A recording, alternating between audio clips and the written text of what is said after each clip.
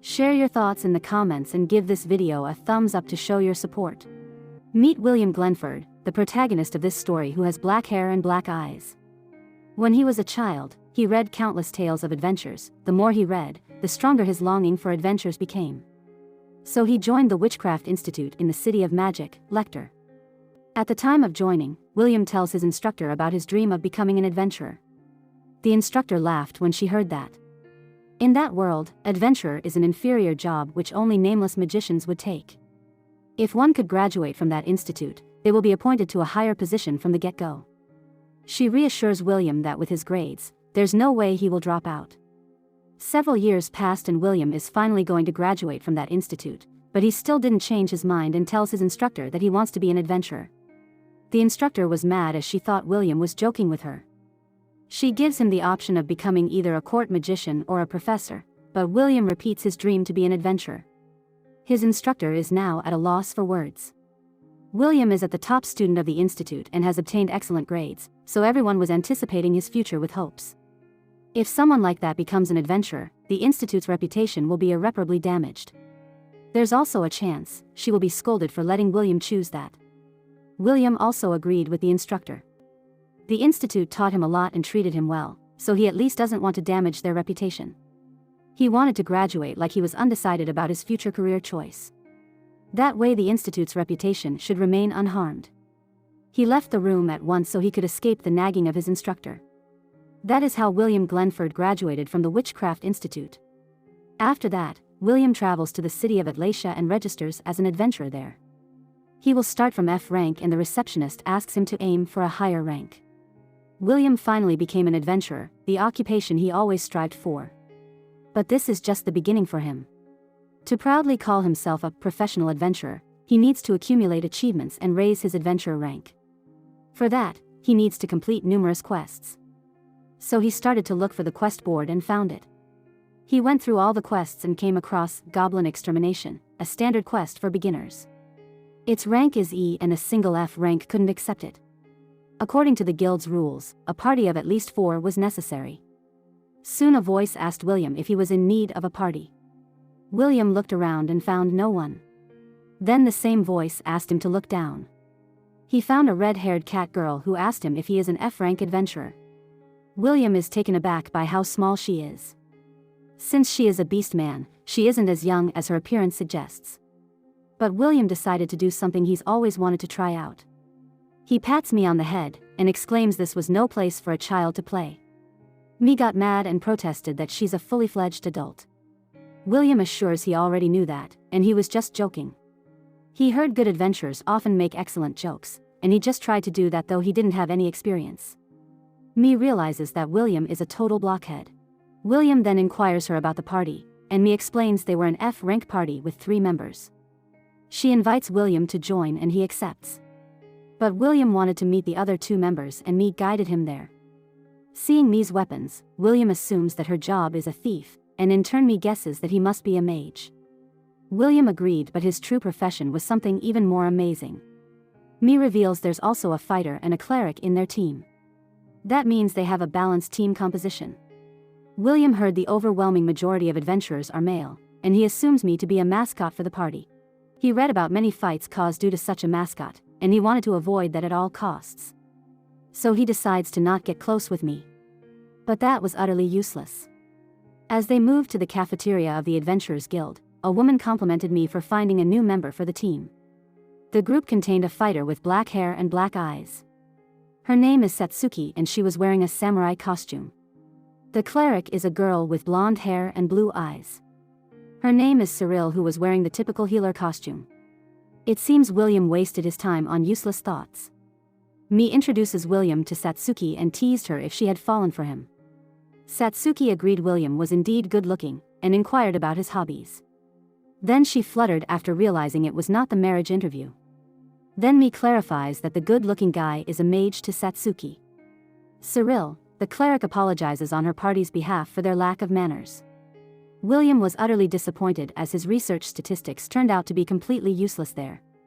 William didn't mind manners between adventurers, but Me information about the fighter turned out to be false. He recognizes that Satsuki's class isn't a fighter, but a samurai. Satsuki was happy as William already knew about her profession. No one knew what a samurai is, so Satsuki has been introducing herself as a fighter the whole time. Even though William was surprised, he felt all of them were good people. William and others then introduced themselves to each other. Thus the four of them formed a party, and accepted the goblin extermination request. After preparing everything, they departed to the forest for the goblin quest. As soon as they entered the forest, they found the goblins' hideout, where two goblins were guarding it at the entrance. Satsuki asks me if she could stealthily take them out. But me felt it was too much for her to handle two goblins at the same time. She then asks if William could do something about that. William thought about the method that is silent and yet certain. William plans to use a simple sleep spell on them, and will leave the rest to everyone. Everyone was shocked to hear that. William then proceeded to cast the sleep magic, but Cyril stopped him in the middle and used her staff to pull him back. William was surprised, as it caused his magic to misfire in the wrong direction. His magic activated and covered a huge area of the forest. At the same time, a wealthy man is traveling in his luxurious carriage. It was specially made for 1,000 gold coins, and the driver was happy to be allowed to drive such a luxurious carriage. He asked the driver to go even faster and the carriage sped up. That's when William magic activated on them. Soon everyone fell asleep, including the horse. The carriage eventually stumbled upon a rock which directed the carriage to a cliff. The carriage then collided with a huge rock and shattered into pieces. But the wealthy man, the driver, and the horse were still asleep. Meanwhile, in a nearby city, everyone had fallen asleep. In the end, William's target, the goblins, also fell asleep, but his party members who had to kill them had also fallen asleep. William blames his own inexperience and lack of control for letting that happen, even if he was caught off guard. Fortunately, it was just sleep magic. William then woke up Satsuki from her sleep. She was shocked and couldn't comprehend what happened there, but she noticed the goblins sleeping at the distance. William explains the situation to her, and then asks her to finish off the sleeping goblins, while she still can. However, Satsuki refuses to kill an opponent one-sidedly while they were defenseless. It goes against her code as a samurai. William totally didn't expect that one coming. So he asked Satsuki to wake Cyril then. He went to wake up me. After waking up, Cyril and me went ahead and killed the sleeping goblins. The blood from the staff of Cyril soiled her white priest dress. William then decided to ask Cyril why she had interfered in his spell, and she scolded William for carelessly casting his magic without giving them a signal.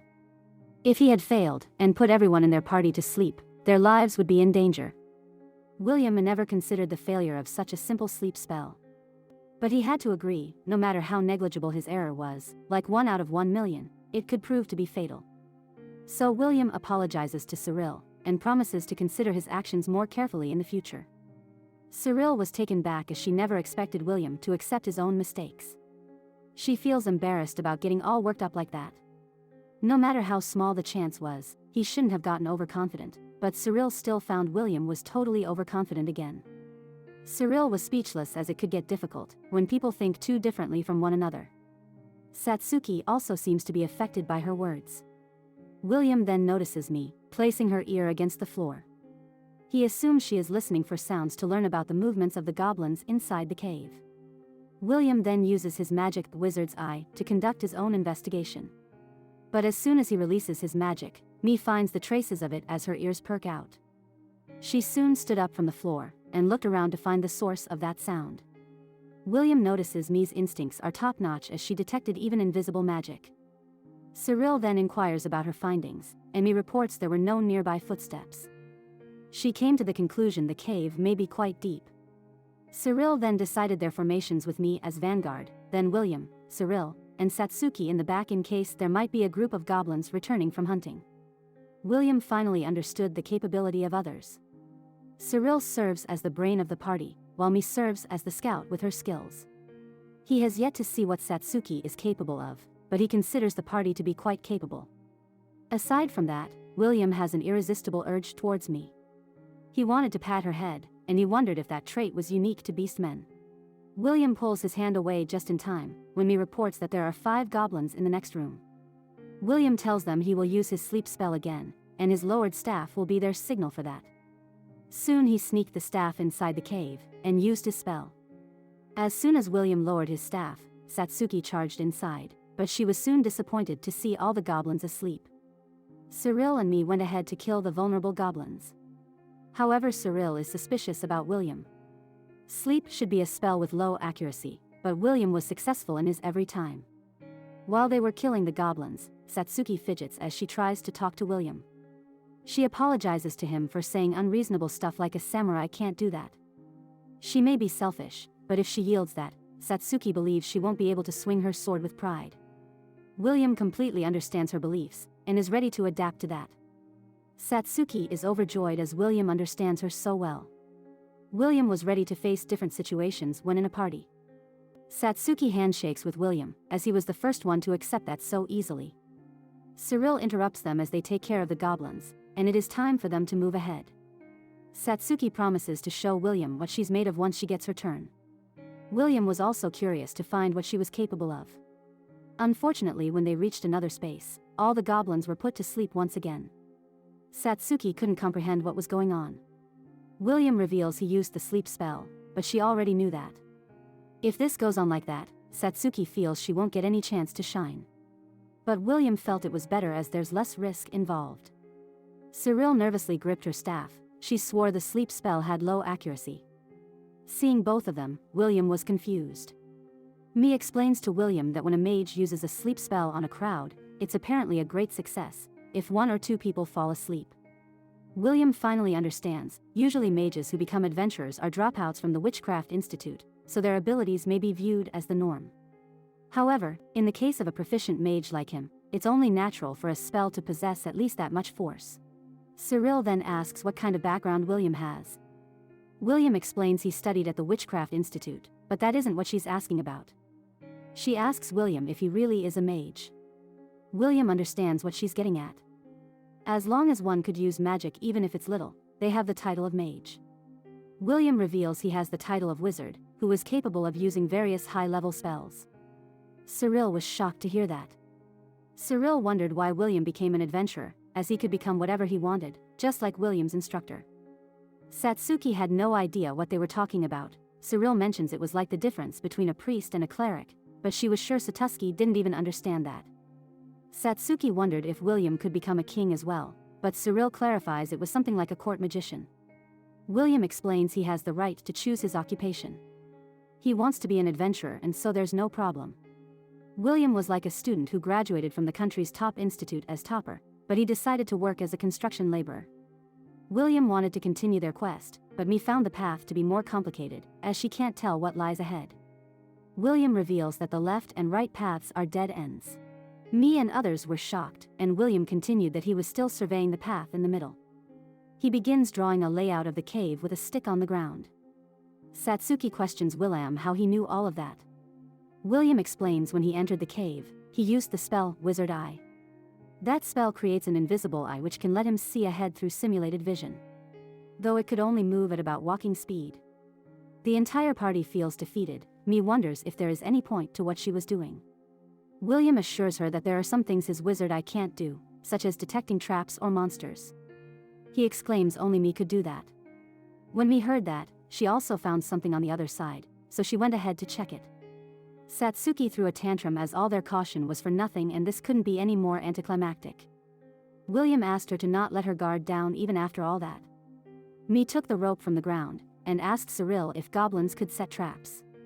Cyril clarifies that at best they can make small pitfalls, but they shouldn't be more intelligent.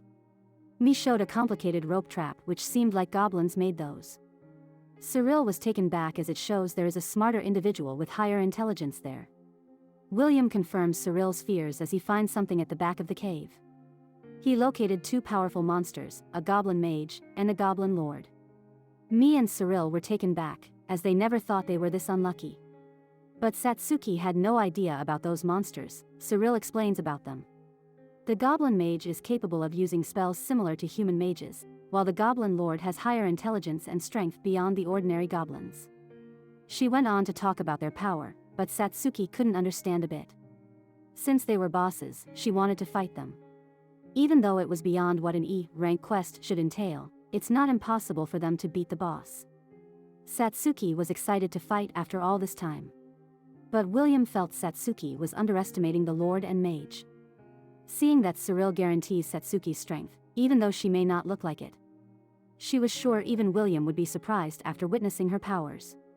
William felt it would be interesting if Satsuki is as skilled as they say. William decides to let Satsuki handle the Goblin Lord, so she can show him what she got. Satsuki laughed at it as a joke, since William spoke like he would put everyone other than the Goblin Lord to sleep. But it was his true intentions and he explained it was not a joke. Mi reminds about his joke when they met, she replies the ones that are supposed to be jokes are the worst.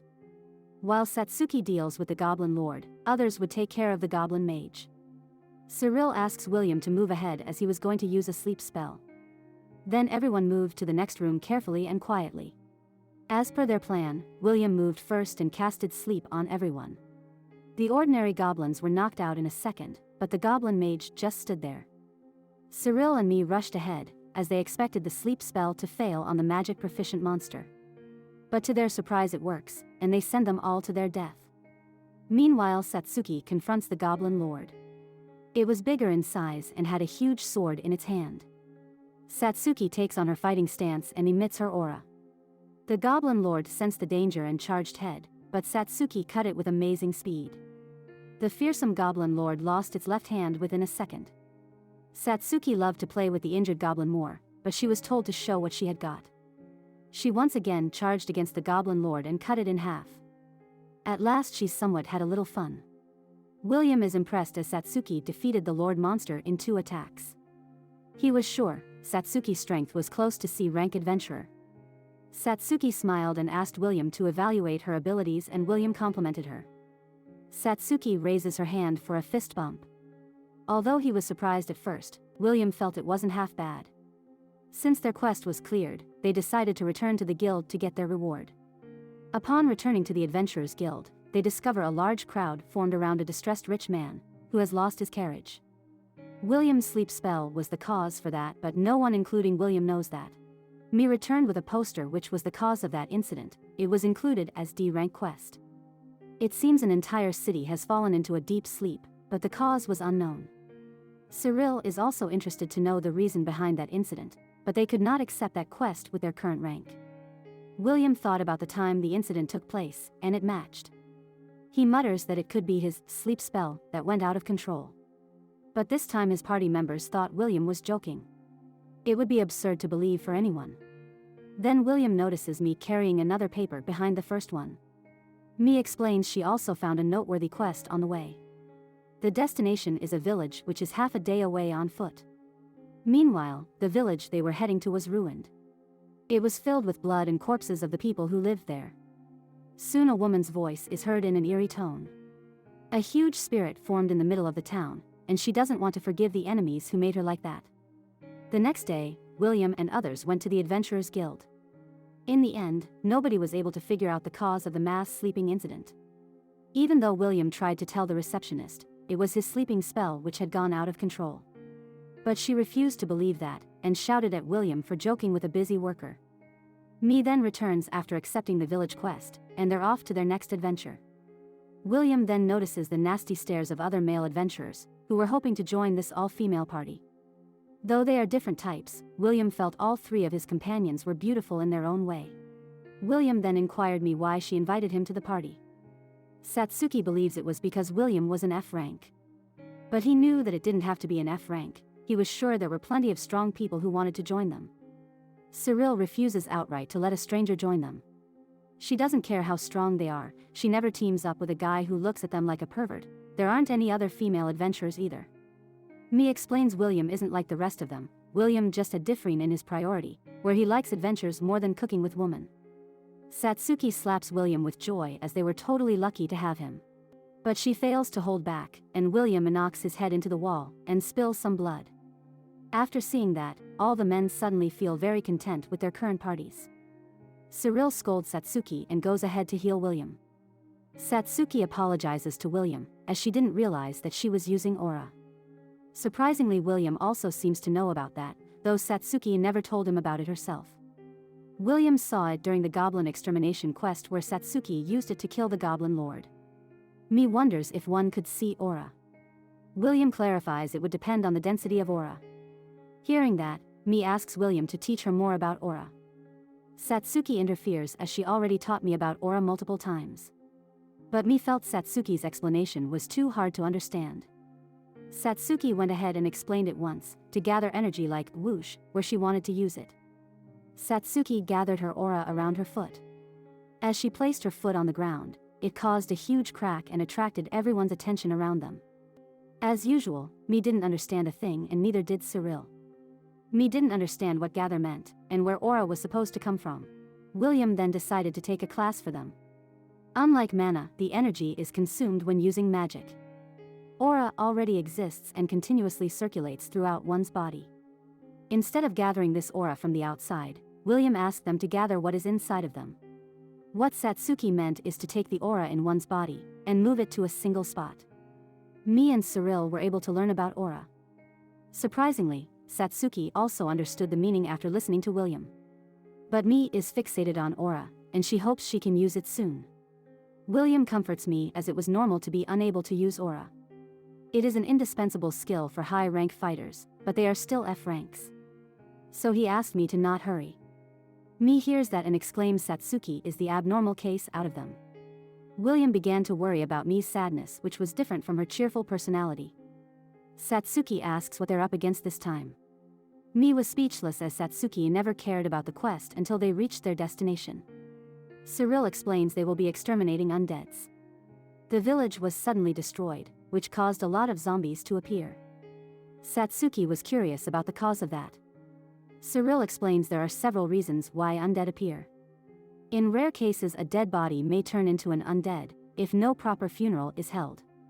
Other possibilities are the miracle of an evil cleric, or a mage using forbidden magic.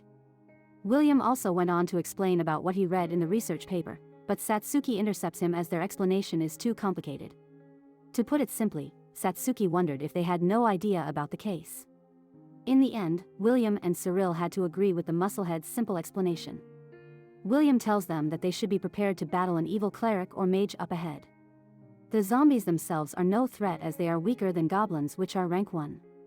The problem is their number. If the entire village was turned into zombies, they may have to fight well over 100 of them. If they aren't careful, the zombies can simply overwhelm them with numbers. Satsuki is confident as William's sleep will make this quest easy. But Williams shattered her thoughts as the undead are immune to his sleep spells. The undead in general are a poor matchup for mages. As a cleric, the extermination of undead would be Cyril's expertise. Cyril also agreed with that, but she still needed assistance in taking out 100 undead. But no matter what, Satsuki still believes it would be a piece of cake for them to complete the quest. Mi asks Satsuki to learn a thing or two from William to formulate future plans. Satsuki went ahead and patted me. She claims she would be useful only in fight with her aura. The talks about aura once again got me mad, and she used her tail to attack her. But Satsuki defended herself with aura. Mi couldn't be able to escape her clutches. Cyril tells them to stop messing around. She glances at William and remarks she would show off her ability that day. The scene then shifts to the village, where William sets the whole place on fire along with the zombies. The other three were speechless after witnessing such ridiculous power. After seeing the flames, Cyril feels like her boasting before is pointless. She sympathizes a little bit with Satsuki about how she felt after seeing the goblins asleep every single time. William, on the other hand, showed no signs of stopping. He is on the way to unleash another ball of flame at the village, obliterating every zombie in sight. At a distance, a female spirit watched it all happening while standing above the church. She grits her teeth as her carefully crafted plans are ruined. Satsuki asks me whether they would even get to do anything that day. But Mi was glad as she hates fighting against zombies. Satsuki tried to apologize for teasing me earlier, but Mi was still in a bad mood. Seeing William stopping, Cyril wonders why the 5th shot was not coming. William explains Fireball uses up a lot of mana. A 5th shot was possible, but he liked to preserve some of his mana. William cheekily exclaims zombies are a bad matchup for mages, and moves away. He asked Cyril to take care of the rest. Cyril was mad as William burned everything and they only have the job of cleaning up. Satsuki and Cyril went ahead to kill the rest of the zombies. But William noticed me standing beside him without moving an inch. Mi explains she would just get in the way. She's annoyed that no matter how many times she slices their throats, or pierces their hearts, the undead just won't die. William already knew about Satsuki's skills, but she wanted to see how strong Cyril was. Me explained Cyril has done basic training, so considering pure fighting power, she's on the same level as me. But me hasn't seen Cyril fight by using her holy power. At the same time, Cyril raises her staff and casts Turn Undead, causing a massive pulse of holy power. It flowed from her like a wave and decimated the undead to ashes. William is impressed as Cyril was quite skilled. She is able to render that many undead at once. Meanwhile, Satsuki moved forward to kill the zombies. William also complimented Cyril's judgment as flawless. She always minimizes the possible risks and leaves the rest to Satsuki. Hearing all that, me was a bit envious. She feels that her job is quite plain, so it doesn't really get any acknowledgement. Even now, me looks like she was lazing around. William is surprised to see me feeling insecure about herself, since she was the first one who impressed him when they first met. William then compliments me highly for her scouting abilities. She also noticed his invisible wizard eye, not to mention her ability to spot traps and the accuracy of her ears. Me started waving her tail after hearing compliments. Williams also saw me not complaining about chores or dirty work. She even sometimes took initiative, which is a clear sign of a big heart. William went to explain she was the one who kept the party going without any problems. Me was embarrassed about all those praising and squatted in the corner. Meanwhile, Satsuki and Cyril killed all the zombies. Me moved to pick up the loot to escape from that embarrassing moment. Soon everyone moved to collect the loot, but me thought about her attacking Satsuki with her tail. In the meantime, the female spirit from earlier sneaks up on Satsuki. Me worries about mistreating Satsuki earlier, so she tries to talk to her. As soon as she turned, me was attacked by Satsuki, and she was thrown away to the distance by that powerful attack. Cyril notices that and moves to help me. But William noticed that something was wrong with Satsuki. He saw a dark magic surrounding her. Finally, William saw a spirit latched firmly on Satsuki's back. Satsuki's eyes turned dark and she soon laughed eerily. The spirit possessing Satsuki is thrilled to be in control of such a powerful body. Cyril uses heal on me, and she opens her eyes to see Satsuki, who was laughing maniacally as she could now kill everyone with that body. Please like and subscribe to see what fate awaits Satsuki and others, and share your thoughts in the comments.